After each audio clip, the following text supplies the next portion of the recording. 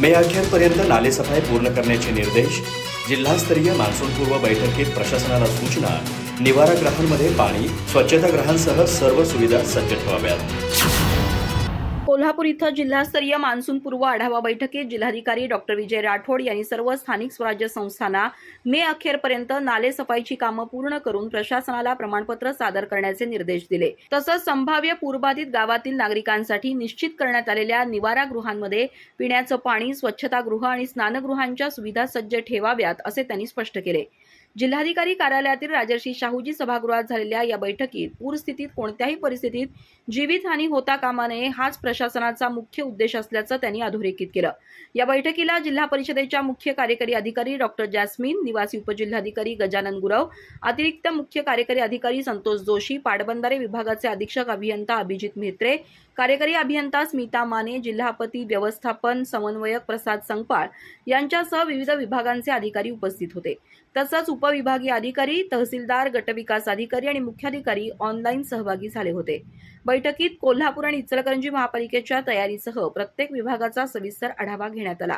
संभाव्य पूरबाधित गावांमध्ये 100% उद्घोषणा यंत्रणा बसवण्याचे आदेश देण्यात आले. धोकादायक शाळा आणि अंगणवाड्यांच्या इमारती निश्चित करून तातडीनं उपाययोजना कराव्यात. तसंच सर्व शाळांचे स्ट्रक्चरल ऑडिट पूर्ण करावेत असे निर्देश देण्यात आले. स्थानिक स्वराज्य संस्थांनी धोकादायक इमारती आणि झाडांबाबत कडक कारवाई करावी, कुठेही अपघात होता कामा नये असं सांगून मान्सून काळात कोणत्याही अधिकारी किंवा कर्मचाऱ्यांना मुख्यालय सोडता येणार नाही अथवा सुट्ट्या घेता येणार नाहीत असंही स्पष्ट करण्यात आलं. सार्वजनिक बांधकाम विभाग आणि राष्ट्रीय महामार्ग विभागानं रस्ते दुरुस्ती, धोकादायक झाडे फांद्या काढणे आणि पर्यायी मार्गांची तयारी मे अखेरपर्यंत पूर्ण करावी असे निर्देश देण्यात आले.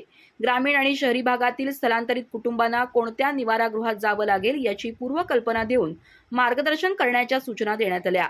जिल्ह्यातील 16 प्रमुख नद्या आणि 91 टीएमसी साठवण क्षमता असलेल्या 60 धरणांच्या पार्श्वभूमीवर दरवाजे असलेल्या 7 मोठ्या धरणांची तांत्रिक तपासणी करण्याचेही आदेश देण्यात आले.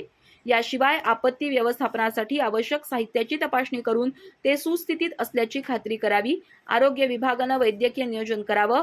पशुसंवर्धन विभागानं जनावरांच्या चाऱ्यासह निवारा केंद्रांची माहिती अद्ययावत ठेवावी आणि महावितरणनं विद्युत यंत्रणेतील धोके दूर करावेत अशा सूचना देण्यात आल्या.